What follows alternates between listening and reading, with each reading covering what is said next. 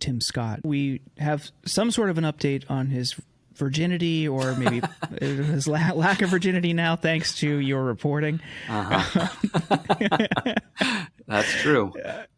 I can tell you about thank it you if for you'd your like. service. I actually do. What was his reaction?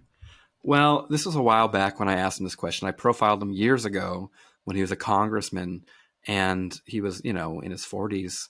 But I'd found some clips from his early days as a state representative, I believe, or a town councilman in Charleston, South Carolina, when he was 30 years old, and he would go around to schools talking about abstinence and how important it was to save yourself until marriage. And he used his personal story saying, I'm not married and I'm a virgin and it's important to me. And I think it's a virtue that you guys should all, consider. Basically, you should also be virgins until you get married.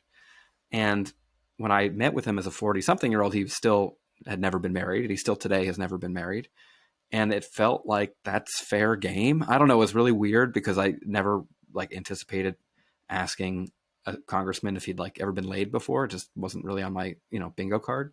But it felt kind of like it fair game. Like once you're a guy who publicly goes around talking about this, I think you can ask about it. And he could say, I don't want to talk about it. And his reaction at first was, I don't want to talk about my sex life with Ben Terris or anybody else. And then very weirdly, he stood up from his desk and said, I have to go potty. And then he left and went to the bathroom. Weirdest thing ever. I looked at his communication director, who I remember giving me one of those Jim Halperin shrugs. Yeah, I guess he had to go potty. I don't know. It's potty time. Yeah, I mean, it's potty. And a guy who may or may not have had sex, but definitely did not have kids, saying potty seems strange to me.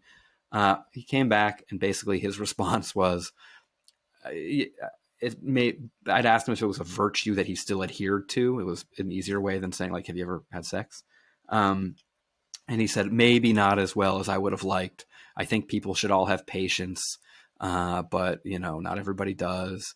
And I would still go around to schools talking about abstinence, but maybe I wouldn't talk about my own story anymore, which was his sort of everyone's talking about how Tim Scott is trying to have it both ways now with Trump, be with him and against him at the same time. This was sort of like Schrodinger's virginity. He was both a virgin and not a virgin at the same time. And he could kind of have it both ways, I think, in that moment. Oh God, if that isn't the quintessential DC response to something. Oh man.